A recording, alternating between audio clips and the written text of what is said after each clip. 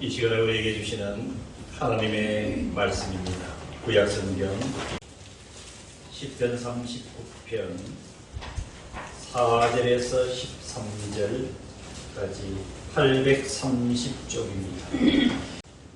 여호와여 나의 종말과 연한이 언제까지인지 알게 하사 내가 나의 연약함을 알게 하소서. 주께서 나의 날을 한 뼘 길이만큼 되게 하시매 나의 일생이 주 앞에 없는 것 같사오니 사람은 그가 든든히 서 있을 때에도 진실로 모두가 흐사뿐이니이다. 셀라. 진실로 각 사람은 그림자같이 다니고 헛된 일로 소란하며 재물을 쌓으나 누가 거둘는지 알지 못하나이다. 주여, 이제 내가 무엇을 바라리요? 나의 소망은 주께 있나이다. 나를 모든 죄에서 건지시며 우매한 자에게서 욕을 당하지 아니하게 하소서. 내가 잠잠하고 입을 열지 아니하면 주께서 이를 행하신 까닭이니이다. 주의 징벌을 나에게서 옮기소서.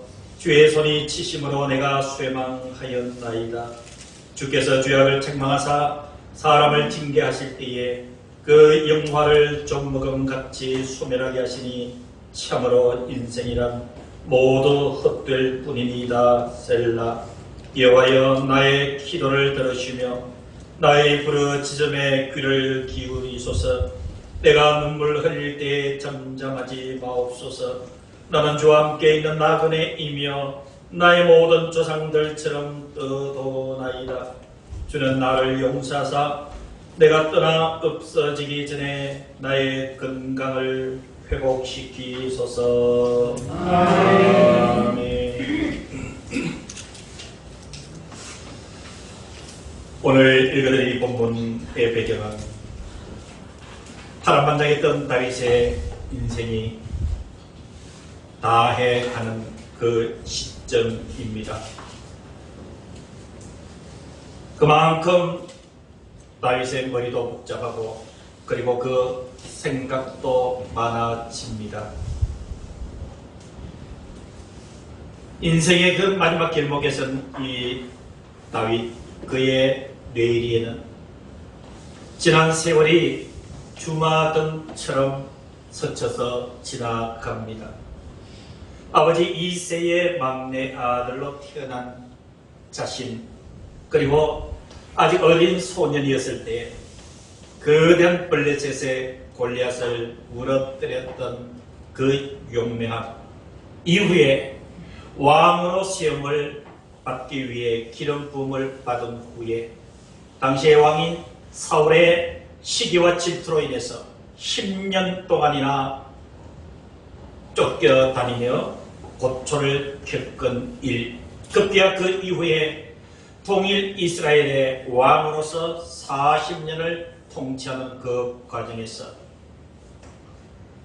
그 지내왔던 이 다윗의 인생의 세월은 어떻게 보면 영광스러운 시간들이기도 했지만 가슴 아픈 일들도 그의 삶에는 뒤엉켜 있었던 것입니다. 이제 이 세상을 떠날 때가 가까우니 지난날 왕으로서의 누렸던 그 영광보다 오히려 다윗 자신의 인생의 그 밑바닥에 쌓여 있는 본질에 대해서 깊이 통찰을 하면서 하나님을 향해서 고백하고 있는 내용이 오늘 읽어드린 시편 39편 1절에서 13절까지 전체의 내용입니다. 사랑하는 우리 성도 여러분, 오늘 다윗이 이렇게 인생의 노후의 마지막 시점에서 하나님을 향해서 토해내는 이 고백이 어쩌면 우리도 그때가 되면은 우리 속에서 하나님을 향해서 1대1로 고백할 내용일 수가 있습니다. 사랑하는 성도 여러분, 이렇게 연로한 이 다윗의 이 고백은 첫 번째가 하나님, 나의 연약함을 알게 하여 주옵소서. 하나님, 저는 연약합니다라고 고백을 합니다. 여러분, 다른 사람이 연약하다고 이야기를 하면 그렇게 고백하면 이해가 될 법도 합니다. 그러나 여러분, 다윗이 누굽니까? 예수 그리스도의 족보의 상위에 위치된 예수님의 조상이기도 하지 않습니까? 그는 또 통일 이스라엘의 왕이기도 했습니다. 그의 앞에서 연약함이라고 하는 이 수식어는 절대 어울리지 않는 사람 중에 하나가 이런 다윗이었습니다. 이런 다윗이 첫 번째 고백하는 그 음성이 하나님, 제가 연약합니다. 여러분, 오늘 보면 4절에서 6절을 한번 유의 깊게 살펴보시기를 바랍니다. 여호와여, 나의 종말과 연한이 언제까지인지 알게 하사 내가 나의 연약함을 알게 하소서. 주께서 나의 나를 한 뼘 길이만큼 되게 하심에 나의 일생이 주 앞에 없는 것 같다라고 얘기를 합니다. 하나님, 제 인생이 길고 긴 줄 알았는데 이제 인생이 마지막에 써보니 나의 날이 한 뼘 길이만큼 하나님께서 나를 만드셨군요. 차라리 나의 그 찬란했던 인생은 하나님 앞에서는 그림자와 같이 없는 것과도 같습니다. 6절에 진실로 각 사람은 그림자같이 다니고 헛된 일로 소란하며 재물을 쌓으나 누가 거둘는지 알지 못하나이다. 사랑하는 성도 여러분, 재물하면은 여러분, 다윗처럼 풍성한 사람이 어디 있었겠습니까? 그럼에도 불구하고 다윗은 그 인생의 마지막에 이렇게 고백을 합니다. 내 인생이 그림자 같고 헛된 일로 소란하여 재물을 쌓으니 누가 거둘는지 알지 못하니이다 라고 고백을 하고 있습니다. 사랑하는 성도 여러분, 오늘 여기서 핵심이 되는 첫 번째 고백은 다윗의 자신의 연약함에 대한 고백입니다. 여러분, 우리가 연약하다라고 하면은 실제적인 면만 바라보면은 동정심을 유발할 수도 있는 인간의 가장 어떻게 보면은 불쌍한 모습일 수도 있습니다. 그러나 이런 성경은 이 연약함을 이야기를 하고 나의 연약함을 고백하는 그 인생에 대해서 하나님의 시각은 좀 다릅니다. 사랑하는 성도 여러분, 저와 여러분들이 하나님과 가장 밀접해 있을 때, 하나님과의 거리가 가장 가까울 때 공통적으로 느끼는 고백 중에 하나가 하나님, 제가 참 연약합니다. 하나님, 저는 참 연약한 사람입니다 라는 고백이 여러분, 하나님께는 큰 영광이 되는 줄로 믿으시기를 주의 이름으로 축원합니다. 아멘. 로마서 8장 26절에 이와 같이 성령도 우리의 연약함을 도우시나니 우리는 마땅히 기도를 할 바를 알지 못하나 오직 성령이 말할 수 없는 탄식으로 우리를 위하여 친히 간구하시느니라 라고 말씀을 해주고 있습니다. 우리가 우리의 연약함을 알고 하나님을 향해서 의지할 때에 성령도 우리의 그 연약함을 도와주신다고 말씀을 해주고 있습니다. 사랑하는 성도 여러분, 그렇습니다. 저와 여러분들이 이 세상을 향해서 하나님 앞에서 여러 가지 면에서 하나님, 참 제가 연약합니다. 하나님, 제가 연약합니다. 세상을 대처하는 힘도 하나님 참 연약합니다. 살아가는 그 방식에 대해서도 하나님 참 연약합니다. 하나님, 제 생각도 참 연약합니다. 하나님, 제 이 몸도 연약합니다. 하나님, 나의 삶도 연약합니다. 이와 같이 성령도 우리의 연약함을 도우시면서 말할 수 없는 탄식으로 우리를 위해서 간구하시는, 우리의 연약함을 든든하게 지탱해 주시는 그분이 성령 하나님이시오 우리 주님 예수 그리스도이기 때문에, 여러분, 우리가 연약하다고 고백하는 것은 결코 부끄러움이 아니라 하나님의 능력을 받을 수 있는 그의 힘을 우리는 기억해야 될 줄로 믿습니다. 아멘. 시편 71편 9절에는 다윗은 자신의 이 연약함을 깊이 깨닫고 이렇게 고백합니다. 늙을 때에 나를 버리지 마시고 내 힘이 쇠약할 때에 나를 떠나지 마소서. 때로는 늙고 병들 때도 있습니다.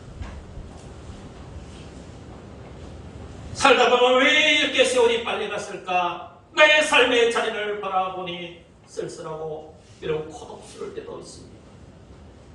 다윗은 그런 자신을 바라보면서 하나님 앞에 그 연약함을 그대로 고백하면서 하나님, 늙을 때에 나를 버리지 마시고 내 힘이 쇠약할 때에 하나님 나를 떠나지 마소서. 여러분이 연약함을 가지고 자신의 연약함을 인정하며 하나님 앞에 다가왔을 때 여러분 하나님께서 어찌 우리를 외면하시겠습니까? 고린도후서 12장 10절에 보니까 사도 바울은 자신의 자랑거리를 이렇게 이야기를 합니다. 그러므로 내가 그리스도를 위하여 약한 것들과 능력과 궁핍과 박해와 공고를 기뻐하노니 이는 내가 약한 그때에 강함이라. 사랑하는 성도 여러분, 사도 바울이 누굽니까? 사도 바울은 히브리인 중에 히브리인이요 바리새인이요 율법에는 흠이 없는 자였습니다. 세상적으로 볼 때는 이런 가장 강한 사람의 법조에 들었던 여러분 사도 바울이었습니다. 그러나 예수를 알고 난 뒤에 자신의 무기가 될 수 있었던 세상의 모든 것들을 배설물처럼 다 버렸습니다. 내가 세상에서 취했던 학식과 명예와 그리고 모든 힘들을 가지고 살아보니 그것이 아무것도 아니라는 사실을 깨닫게 될 때에 그 두 굴레 속에서 벗어나서 진실로 내 자신이 약함임을 고백하기 위해서 사도 바울은 나는 날마다 죽는다. 날마다 십자가 앞에 자신은 죽었어야 됐습니다. 약했습니다. 사도 바울은 다 내려놓고 하니까 자신이 얼마나 약한지 깨닫게 되었습니다. 그러나 그 약함이 세상을 의지했던 세상의 그 모든 것들을 다 내려놓으니 겉보기에는 약하게 보였지만 그 약감 속에 임하시는 능력의 하나님의 손길과 예수 그리스도의 손길을 느끼게 됐을 때에 사도 바울의 한 고백이 내가 그리스도를 위하여 약한 것들과 능력과 궁핍과 박해와 곤고를 기뻐하노니 이는 내가 약한 그때에 강함이라. 사랑하는 성도 여러분, 인생이 불합리한 것은 내가 세상적인 무엇인가를 갖추었을 때 그것이 나의 강함이라고 자부할 때 여러분 거기에서부터 잘못된 인생의 시작이 되는 줄로 믿으시기를 바랍니다. 주님 앞에 내려놓고 끝까지 내려놓고 나의 약함을 진실하게 깨닫게 될 때에 여러분 그때부터 예수 그리스도의 십자가의 능력이 내 속에서 꿈틀거리게 되고 그것이 저와 여러분들의 삶을 세워주는 능력이 되는 줄로 믿으시기를 주의 이름으로 축원합니다. 약함은 그 약함의 고백은 여러분 부끄러운 것이 아닙니다. 모든 것이 약할 수밖에 없어서 약한 것은 부끄러움이 될 수가 있지만 나를 둘러싸고 있는 그 껍데기가 벗겨질 때에 느껴지는 속살과 같은 나의 연약함의 고백은 예수 그리스도의 능력이 임하게 되는 중요한 도구가 되는 줄로 믿으시기를 간절히 기원합니다. 이 다윗의 두 번째 고백은 여러분 당연한 결과입니다. 하나님, 저는 참 연약합니다 고백하고 나니까 이 다윗은 세상을 바라볼 수가 없습니다. 하나님을 바라볼 수밖에 없습니다. 그래서 다윗은 7절에 두 번째 고백을 이렇게 하고 있습니다. 주여, 이제 내가 무엇을 바라리요? 나의 소망은 주께 있나이다. 아멘. 나의 소망은 주께 있나이다. 성경의 소망이라는 단어는 우리 국어사전의 단어와 좀 다릅니다. 국어사전에 이 소망은 무엇인가를 바라다 라고 이야기를 하지요. 그런데 성경에서의 소망은 바로 내가 바라보는 지향점을 이야기를 합니다. 내가 누구를 바라보고 사느냐, 이것이 소망이에요. 그러니까 나의 소망은 하나님께 있습니다 라고 고백하는 이 다윗의 심정은, 그의 시선이 세상의 모든 걸 다 내려놓고 인생의 말미에 이제 곧 얼마 뒤면은 세상을 떠나게 되는 상황이에요. 이때 나의 연약함을 알고 나니까 그때 이제 하나님이 눈앞에 온전히 보이는 거예요. 그래서 하나님을 향해서 나의 삶을 고추어 세운다. 이게 소망이에요. 사랑하는 성도 여러분, 시편 146편 5절에 보면은 야곱의 하나님을 자기의 도움으로 삼으며 여호와 자기 하나님에게 자기의 소망을 두는 자는 복이 있도다 그랬습니다. 아멘. 여러분 설교 시간에 수차례 예를 들었습니다만 여러분 이 땅에 사는 인류 중에 아주 좋아하는 가치와 단어가 복입니다. 여러분 지나가는 모든 사람을 불러 세워놓고 복을 얘기하면 싫어할 사람 아무도 없습니다. 그런데 여러분 문제는 이 복에 대한 개념이 잘못되어 있을 때 여러분 그것은 복이라 할 수가 없다라고 하는 것이 여러분 성경의 하나님의 말씀의 가르침입니다. 자 그러면 140편, 146편 5절에서 이야기를 하는 복이 뭐냐? 복이 뭐냐? 이 다윗은 인생의 말년에 그것을 깊게 깨닫고 그 복에 대해서 이렇게 고백을 합니다. 하나님을 자기의 도움으로 삼으며 여호와 자기 하나님에게 자기의 소망을 두는 자는 복이 있도다. 사랑하는 성도 여러분, 이 말씀을 가지고 여러분들에게 명확하게 질문을 던지겠습니다. 사랑하는 성도 여러분, 분명히 믿음으로 응답하시기를 기원합니다. 아멘. 하나님은 나의 도움이라고 생각하고 살아가고 계십니까? 아멘. 아멘. 그러면 여러분들은 이미 복이 충만한 사람인 줄로 믿으시기를 바랍니다. 아멘. 또 한 가지는 여러분 이 세상이 삶의 소망이 아니라 여러분 하나님을 내 소망으로 내 삶의 방향은 하나님을 향하여서 있다라고 살아가고 있습니까? 아멘. 여러분 그러면은 이미 복을 받은 것입니다.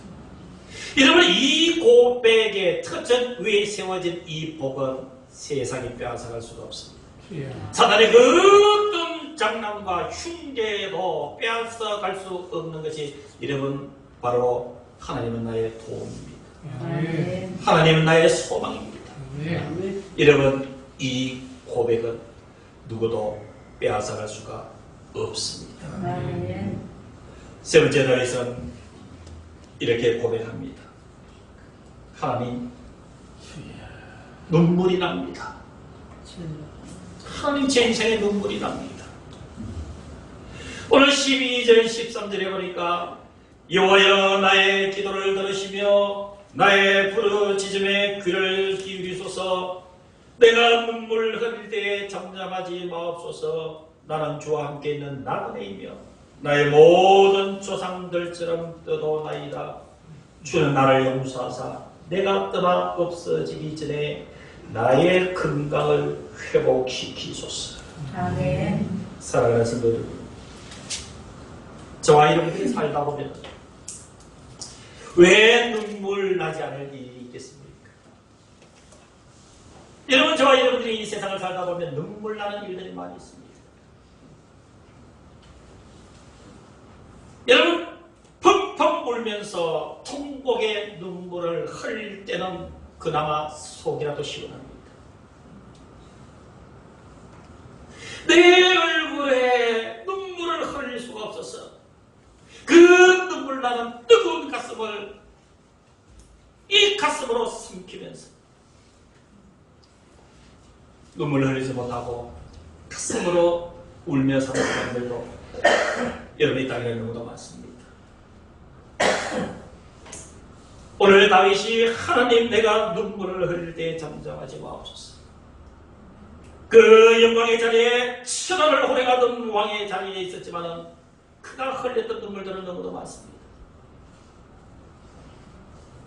그렇게 미워했지만은 그래도 같은 민족이었던 사울 왕과 요나단이 죽었을 때 그는 펑펑 울며 애곡했습니다. 그의 신하가 자기 곁을 떠날 때도 이 다윗은 그 울음을 견디지 못했습니다. 본의 아니게 밧세바를 범한 뒤에 나단 선지자로부터 책망을 받은 그날 밤에 다윗은 얼마나 눈물을 흘리고 통곡했는지 성경 곳곳에 그 증거들이 남아있습니다. 사랑하는 성도 여러분, 저와 여러분들도 눈물을 흘리며 살 때가 분명히 있습니다. 그리고 너무도 많았을 터입니다.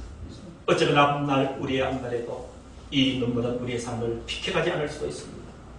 이런 눈물 앞에 저와 여러분들의 생각은 그 눈물 속에서도 하나님의 손을 붙잡고 살아갈 때는 문제가 해결되는 줄로 믿으시기를 주의 이름으로 축원합니다. 아멘.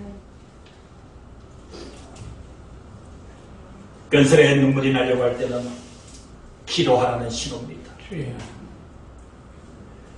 근설에 눈물이 흐르는 내 영혼의 그 울먹임은 하나님께서 나를 만나자라고 하는 신호인 줄로 믿습니다. 그럴 때 담대히 우리 하나님 앞에 나아갑시다. 오늘 다윗처럼 내가 눈물을 흘릴 때 하나님 잠잠하지 마옵소서. 하나님 주와 함께 있는 저는 나그네입니다. 모든 조상들처럼 나도 떠돌아다닙니다. 그러면서 다윗은 자기의 속내를 드러냅니다.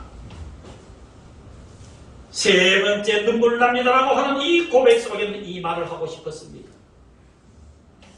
13절 주는 나를 용서하사 내가 떠나 없어지기 전에 나의 건강을 회복하옵소서. 아멘. 사랑하는 성도 여러분, 이 건강의 문제는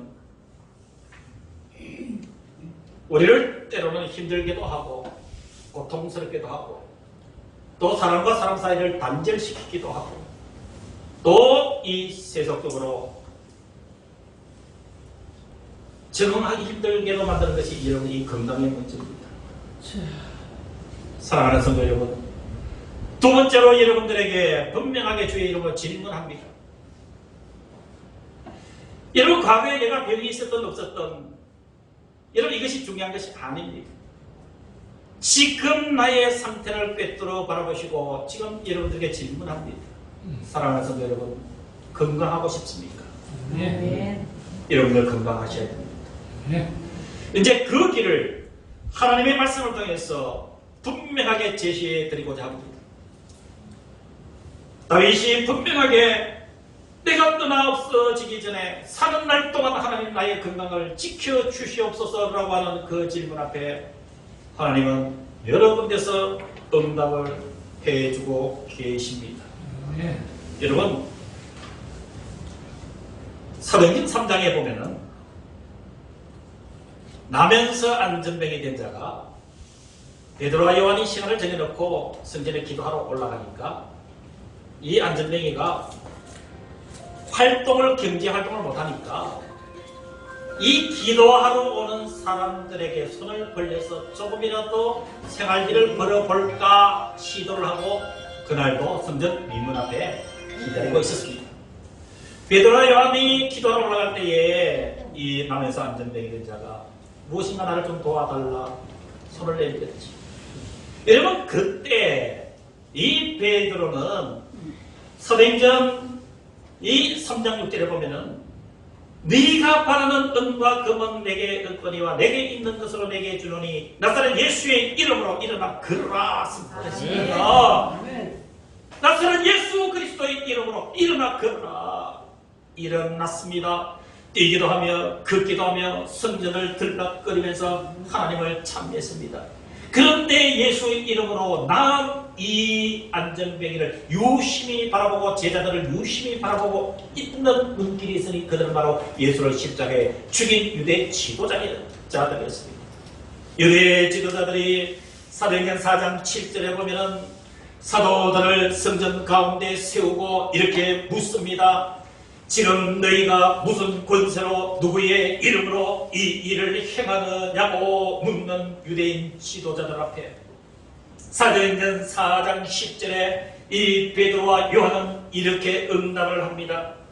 너희와 모든 이스라엘 백성들은 알라. 너희가 십자가에 못 박고 하나님이 죽은 자 가운데서 살리신 나사렛 예수 그리스도의 이름으로 이 사람이 건강하게 되어 너희 앞에 섰느니라. 아멘. 예수 그리스도의 그 이름으로 이 사람이 건강하게 되었다. 사랑하는 성도 여러분, 건강 때문에 염려하고 있습니까? 여러분 이 정도 건강 때문에 매일매일 기도하고 있고 사랑하는 성도 여러분 한 사람 한 사람을 위해서 지금부터 24, 5년 동안 이때까지 여러분들의 이름을 부르며 기도하고 있습니다. 여러분 이 건강의 기도의 핵심은 여러분 예수 그리스도의 이름입니다. 여러분들 약한 부분에 내 마음이 약하면 약한 마음에 내 육신이 약하면 내 육신의 약함에 선포하시기를 주의 이름으로 축원합니다. 나사렛 예수 그리스도의 이름으로 명하노니 건강할지어다. 여러분 그리고 결과를 한번 두고 보시기를 바랍니다. 어떻게 마가복음 5장 25절에서 34절에는 이런 내용이 기록되어 있습니다. 여러분 잘 아실 것이에요. 12해를 혈종으로 알아온 한 여자가 있었습니다. 많은 여자에게, 많은 의사에게 많은 괴로움을 받았고 가정들도 다 흡입하였습니다. 그런데 아무런 호흡이 없습니다. 또래도 병은 중해졌습니다. 예수의 소문을 들었습니다. 무리 가운데 깨어서 폴듯 말듯하게 예수님의 뒤로 살며시 다가갔습니다. 그리고 예수님의 뒤에서 그 옷에 손을 댔습니다. 이 여인의 마음에는 내가 그의 옷에만 손을 대어도 구원을 받으리라 생각하밀려라고 성경에 마가복음 5장 28절에 분명히 기록하고 있습니다. 그때 예수님의 그 옷을 잡는 순간에 그토록 인생에 끈질기게 괴롭히고 고통스럽게 만들었던 혈루의 큰 이 본바람에 나은 줄을 몸에 깨달았다. 아멘. 예수께서 가만히 생각해보니까 자기의 그 능력이 자기에서 빠져나가는 것을 스스로 아시고 무리에서 누가 내 옷에 손을 대었느냐고 두리번 예수님이 찾으셨습니다. 자기의 예수님의 몸에서 병 고치는 능력이 빠져나가는 것을 느꼈기 때문에 제자들이 반박을 합니다. 주님, 이렇게 많은 무리가 에워싸 있는 것을 보시고 도대체 누가 주님 몸에 손을 대었다고 그러십니까? 예수님께서 눈을 들어 바라보시니까 위축되어 있는 한 여인이 눈에 보였습니다. 이미 이 여인은 모든 일들을 감지하고 있었습니다. 질병 때문에 괴로웠습니다. 고통스럽습니다. 병이 나왔습니다. 이 여인은 두려웠습니다. 떨며 주님 시선 앞에 엎드려서 모든 사실을 고백을 합니다. 그때 마가복음 5장 34절에 예수님께서 이 여인을 정면으로 그 눈을 바라보시면서 따라 내 믿음이 너를 구원하였으니 평안히 가라 내 병에서 놓여 건강할지어다 라고 선포했습니다. 사랑하는 성도 여러분, 우리의 육신이 그리고 우리의 심령이 약해질 때 여러분 의원들에게 가서 치료받는 것 중요합니다. 그렇게 해야 됩니다. 그러나 더 근본적으로 중요한 것은 여러분 주님의 옷깃을 잡는 그 심령이 먼저 돼야 되는 줄로 믿습니다. 주님의 그 치유의 능력이 빠져나갔다고 했습니다. 여러분 우리는 그것을 느끼게 되는 줄로 믿습니다. 내 병에서 놓여 건강할지어다. 여러분 건강의 문제는 우리가 일평생 동안 지고 가야 될 십자가일 수도 있습니다. 여러분 그러나 이 건강 문제 저도 그렇게 하겠습니다. 여러분들도 함께 합시다. 저와 여러분들에게 필요한 것은 주님의 십자가의 손길입니다. 우리는 연약합니다. 그러기 때문에 우리의 소망은 하나님께 있습니다. 그리고 우리는 건강하게 살기를 원합니다. 그 길도 주님께 있습니다. 기도하겠습니다. 지금은 우리 주 예수 그리스도의 은혜와 하나님 아버지의 크신 그 사랑하심과 성령 하나님의 교통하심이 31번째 주일 예배를 드린 사랑하는 성도들과 우리와 함께하지 못한 우리 모든 성도들 이들의 심령과 이들의 영혼과 이들의 생명과 가정 속에 주님의 이 교회 위에 이제부터 영원토록 함께 하시기를 간절히 축원하옵나이다.